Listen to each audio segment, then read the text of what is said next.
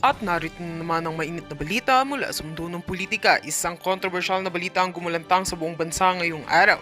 Si Senator Risa Hontiveros ay umuwi mula sa isang mahirap na laban at luhaan matapos maabsuelto si dating Presidente Rodrigo Roa Duterte sa kasong isinampa laban sa kanya sa International Criminal Court o ICC. Ayon sa mga ulat, natanggap ng senadora ang desisyon ng korte na may matinding pagkadismaya. Samantala, ipinahayag ni dating US President Donald Trump ang kanyang buong suporta kay Duterte sa kabila ng mga isyu sa ICC. Muling pinagtibay ng International Criminal Court ang desisyon nitong isinasantabi ang kasong isinampa laban kay dating Pangulo Duterte ukol sa controversial na war on drugs na ipinatupad sa ilalim ng kanyang administrasyon. Ang desisyong ito ay nagbigay ng malaking kaguluhan sa mga mambabatas, partikular kay Senadora Hontiveros, na matagal nang kumakalampag ukol sa mga umunoy karapatang pantao na nilabag ng war on drugs. Matapos matanggap ang desisyon mula sa ICC, hindi napigilan ni Senadora Hontiveros ang magpakita ng emosyon at umuwi ng luhaan. Sa isang pahayag, sinabi niyang ito ay isang malaking dagok sa mga pamilya ng mga biktima ng extrajudicial killings. Ayon sa kanya, ang desisyon ng ICC ay tila nagpapakita ng kawalan na pananagutan sa mga brutal na pangyayari na naganap sa panahon ng Administrasyong Duterte. Samantala, sa kabila ng mga isyu ukol sa human rights, patuloy ang pagpapakita ng suporta ni US President Donald Trump kay Duterte. Ayon kay Trump, dapat magpatuloy ang mga hakbang na isinasauulong ni Duterte para sa kaligtasan ng mga mamamayan at mga hakbang sa paglaban ng kriminalidad. Matapos ang mga pahayag na ito, lumabas ang mga reaksyon mula sa mga aktivista at ilang mambabatas na nagbabantang maaaring magdulot pa ng mas matinding tensyon sa pagitan ng Pilipinas at ibang bansa. Samantalang patuloy ang debate ukol sa desisyon ng ICC at ang posisyon ni Trump kay Duterte. Inaasahan ang mas matinding pagharap ng mga opinyon at reaksyon mula sa iba't ibang sektor ng lipunan. Ang isyong ito ay patuloy na magiging mainit na usapin sa politika at karapatang pantao sa mga susunod na linggo. Abangan ang mga susunod pang developments dito sa ating mga ulat. At yan nga mga balita ng ating pagkakatutukan, at kung bago ka pa lamang sa aking channel ay huwag kakalimutang mag-like, share and subscribe para updated ka sa aming mga bagong balita dito sa Tatak Pinas.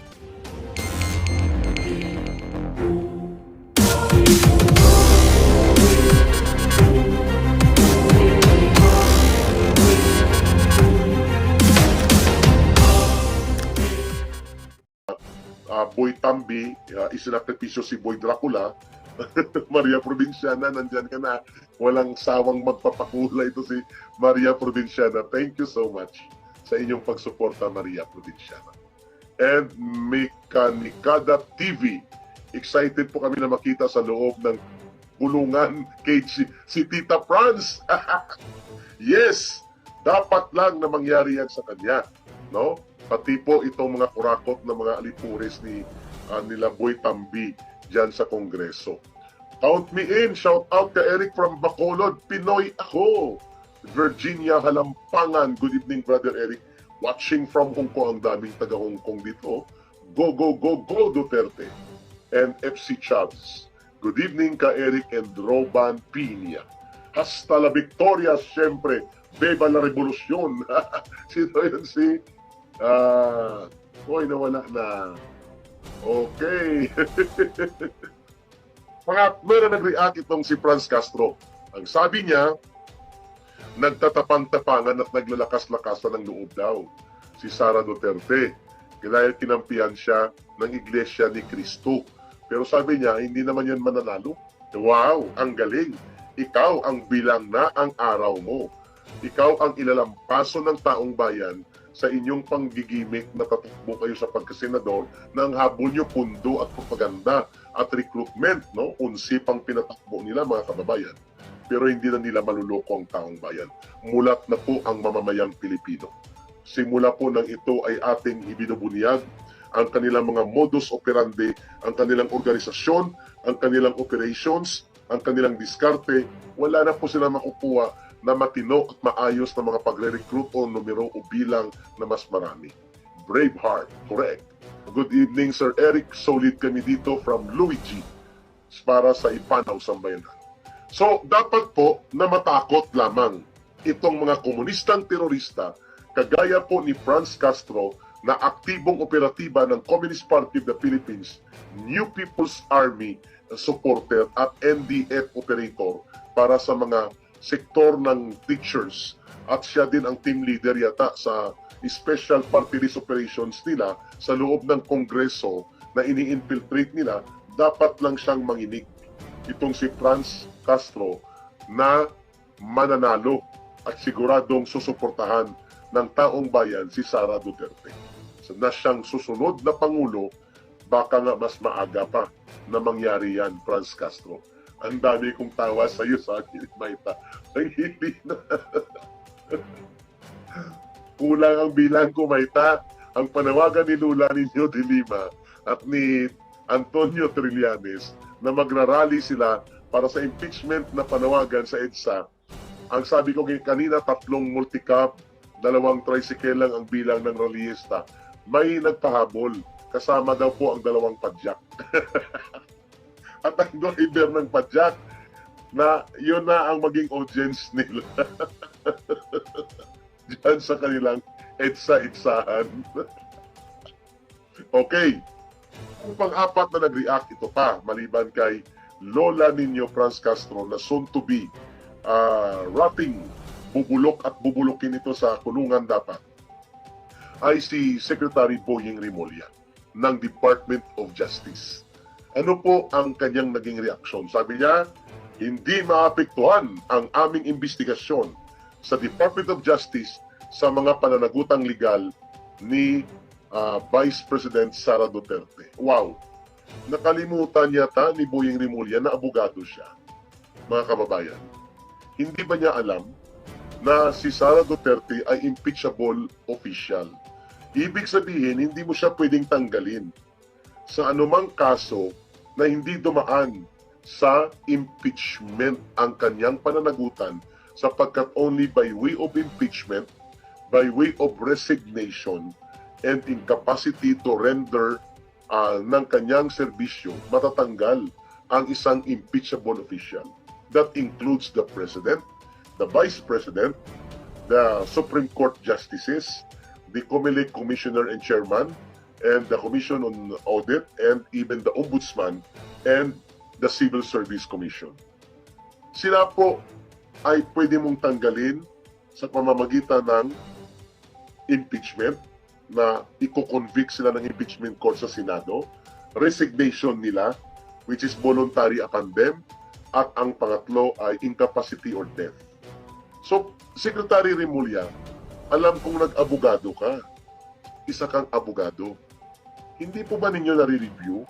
How will your decision to file cases against Sara Duterte in an ordinary court, at ito ay para papatanggal siya kung may conviction siya, impeachable official po siya.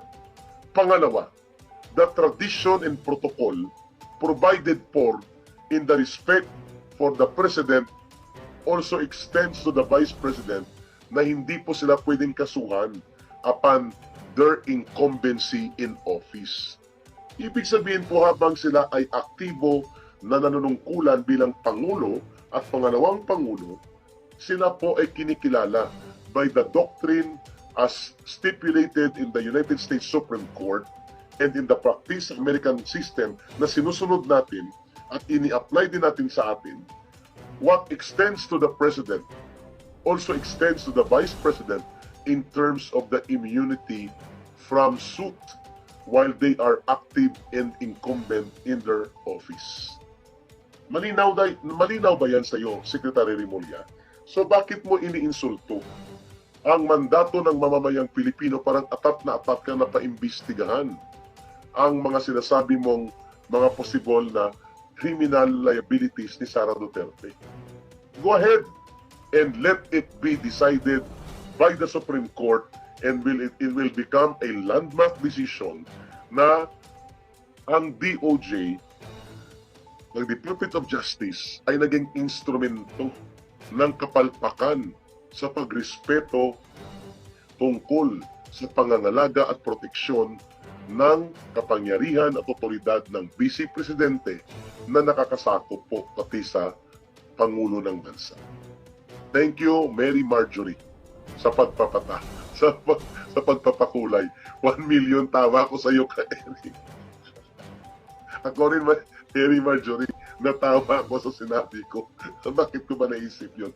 Yung tatlong multicab, tsaka dalawang tricycle at dalawang padjak lang ang mga hakot ng mga rallyista ni Trillanes at nila de Lima. Anyway, maraming salamat ha, 40,000 plus na po ang subscribers ng ating Ka Eric Celis YouTube channel. Okay? Braveheart, huwag kalimutang mag-like, mag-share, mag-promote, mag-inform. Joy Tarape, good afternoon Ka Eric. And Mary Marjorie Ronco, thank you sa pagpapakulay. Okay, balik tayo. So, mayroong problema itong mind frame ng Department of Justice. Yung konteksto nila na tinitingnan nila as ordinary official lang. Si Sara Duterte as if hindi included ang mga pribilehiyo sa pagiging immune sa mga kaso na nabibigay o nagiging proteksyon ng presidente sapagkat by the practice of tradition and doctrine of American government system ay kapareho po yan na ina-adapt sa Pilipinas. Bagamat wala yan sa saligang batas, pero ginagamit natin ang pag-extend na yan ng kortesiya. Sapagkat siya po ay rightful constitutional successor. Itong ating Vice Presidente, it follows po na ang mga pribilehiyo na maproteksyonan siya laban sa panghaharas ng mga kaso habang siya ay nakaupo sa kapangyarihan at kanyang pwesto bilang pangalawang Pangulo ng bansa is also equivalent to what is being protected of the President while they are incumbent in office na hindi sila pwedeng ma-file ng mga kaso. Klaro yan? So hindi ko alam kung bakit ganon kababa ang konteksto ng pagrespeto ng Department of Justice para iharas ng mga investigation and case build-up si Vice President Sara Duterte. Samantalang hindi nila hinahanap ang pumatay ng 6 na taong gulang at nanggahasa dito sa batang ito sa Bukidnon.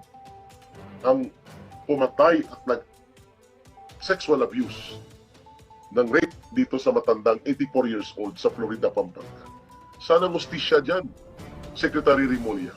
Where is the real sense of justice? Dapat ikaw ang nanguna na nanawagan sa NBI na tumulong sa Philippine National Police na hanapin at papanagutin at ibulok sa kulungan habang wala pang bitay itong mga karumaldumal na mga kriminal na ito. But what are you doing? Ha? Secretary Remulla, you are the Secretary of Justice for all Filipinos, not only for the interests of the Marcoses and your inner circle. So nakakahiya po yan mga kababayan pag ganyan po ang reaksyon ninyo.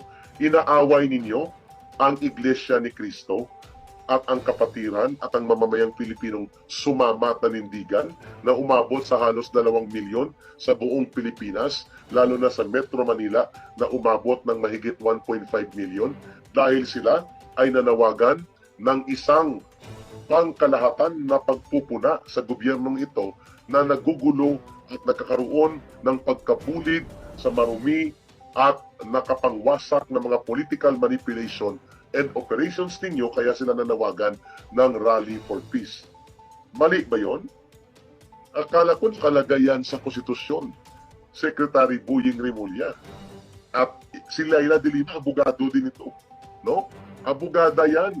Pero nagiging mangmang ang kanya mga estilo. Ano ba ang nakalagay sa saligang batas? No?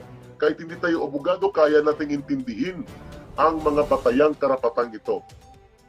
Nasa konstitusyon po yan at nasa Bill of Rights that the people have the right to peaceably assemble for the redress of their grievances and to petition the government.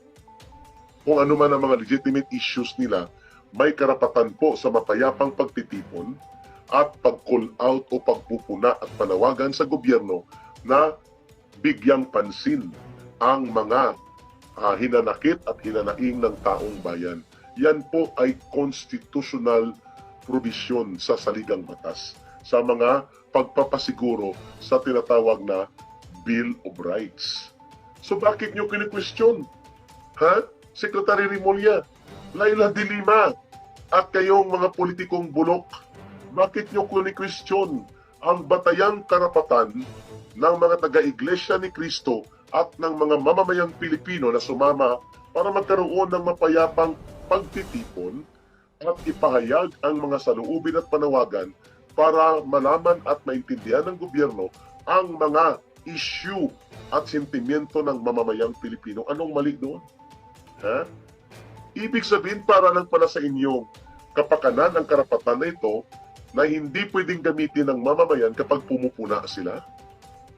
Kailan pa naging diktadura na ang bansang ito para ang mga tao at grupo, reliyosong sektor man o ordinaryong mamamayan na nagkakaroon ng kanilang lakas ng loob ng pagkakaisa na magpahayag, gumawa ng mga mapayapa na pagkilos at sama-samang pagtitipon sa mapayapang pamamaraan para ipaabot sa gobyerno ang kanilang mga hinaing at sentimento, kailan po naging iligal o kailan naging mali na igayan ang mga ganyang karapatan ay hindi pwedeng gamitin at hindi pwedeng i-exercise dahil nasasaktan ang administrasyon at gobyerno. Wow!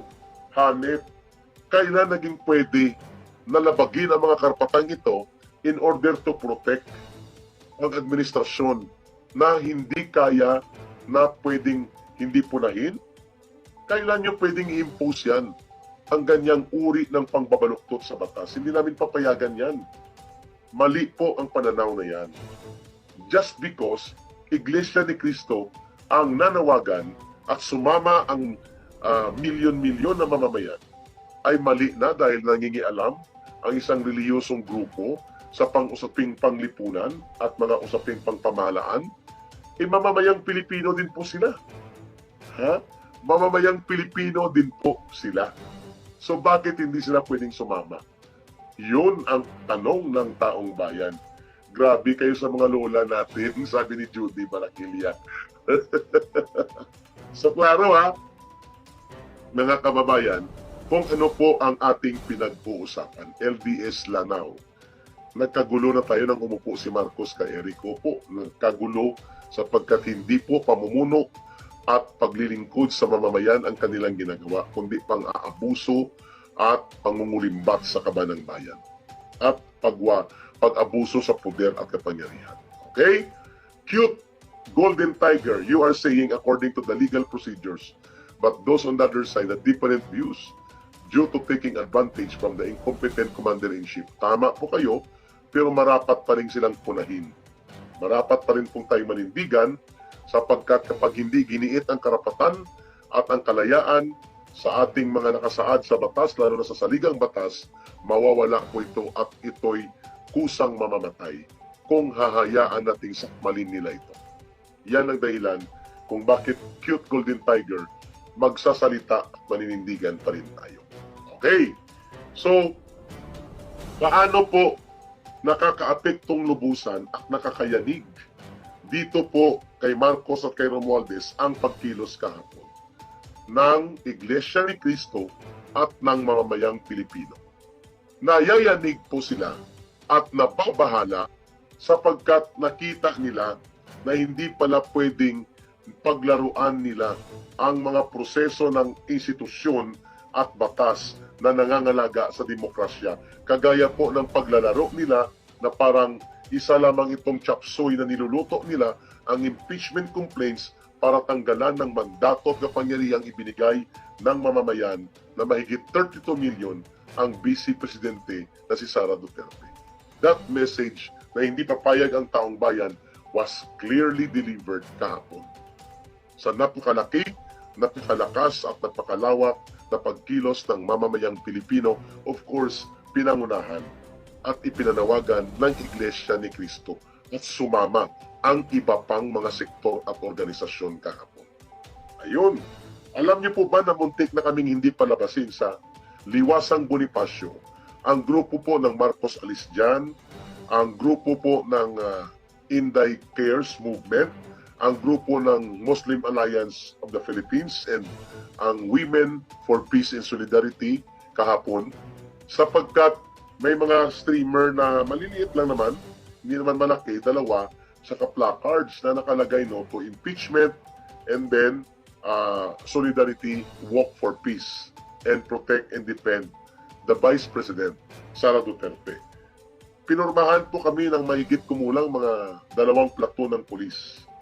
At yung dadaanan namin palabas ng parking or park area ng Liwasang Bonifacio, patawid ng kalsada ay hinarangan ng mga pulis.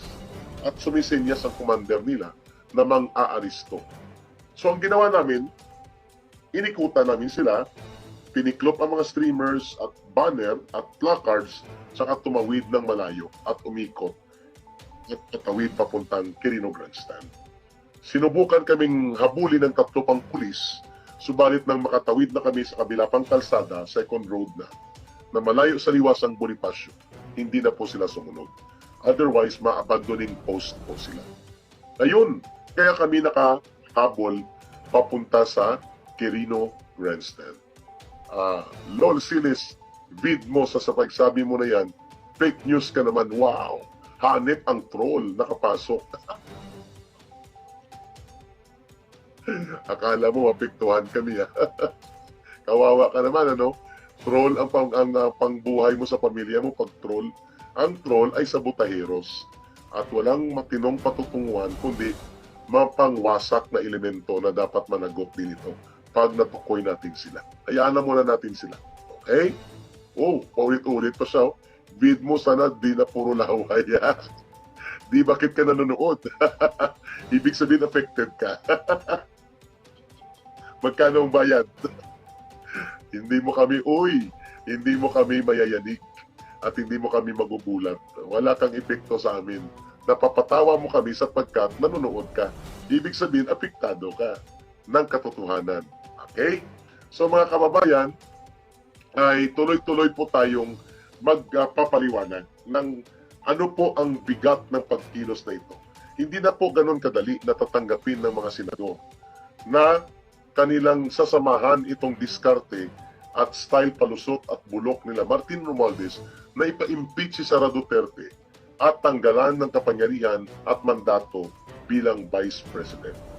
Therefore, nakita na nila na kung ikaw ang senador, very basic, anong gain mo na lalo na mga re-electionists at mga senador na wala namang pakinabang dito sa gagawin nila Martin Romualdez at ng mga alipores niyang mga komunistang terorista at mga hilaw na komunista. Diba? Ano pakinabang nila doon? Sabi nila baka daw may malaking pondo na nakahanda. Pero makukuha naman nila yan kapag sila'y nanalo bilang senador. Pangalawa, ang malinaw dyan ay mahirap po banggain ang daluyong ng nagngangalit na mamamayang naninindigan upang labanan at itakwil ang kamalian at kabulukang ginagawa ng mga namumuno sa pamahalaan. Mahirap po pong banggain yan. That is a historical fact, that is a truth in social movement na ang daluyong ng pagkilos ng tao, mahirap mong buwagin o sagkaan yan. Nantakin nyo mga kababayan, ha? 1.5 million Filipinos ang sumama kahapon doon sa Quirino Grandstand at dyan sa may Luneta area. Umaapaw hanggang sa mga main road areas at hindi na po madaanan ang halos lahat ng mga kalsada sa paligid ng napakalaking area ng Luneta at Quirino Grandstand hanggang sa mga kalugnog na kalsada. So sinong senador ang papatol dito na ganyan na pala kalakas ang sentimiento ng taong bayan? Malinaw po na ang patutunguhan yan ay political suicide. Kung ipipilit nila Martin Romualdez at ipipilit nila ng kanyang mga alipores at mga bata-bata dyan sa Kongreso na ipakyat o i-transmit itong kanilang sinasabi na impeachment complaints, political suicide po nila yan. Bakit? Sapagkat mamarkahan sila ng lubusang nagngangalit na pagtatakwil ng mamamayan at posibleng maapektuhan ang buong line-up na ito ng Marcos Romualdez na tumatakbong senador pati sa local level ay posible pong itakwil sila ng mamamayan sapagkat nakikita ang karumihan at kabulukan ng intensyon nilang manatili sa pagkontrol ng puder, di bali ng magkagulo ang ating bayan, di bali ng gamitin ang mga komunistang terorista, importante tuloy-tuloy ang ligaya sa puder at pondo na winawaldas at inaabos. People will no longer tolerate that after they gigantic or mammoth size rally kahapon. No? Mga kababayan, hindi na po yan papayagan ng taong bayan na maganap na yan.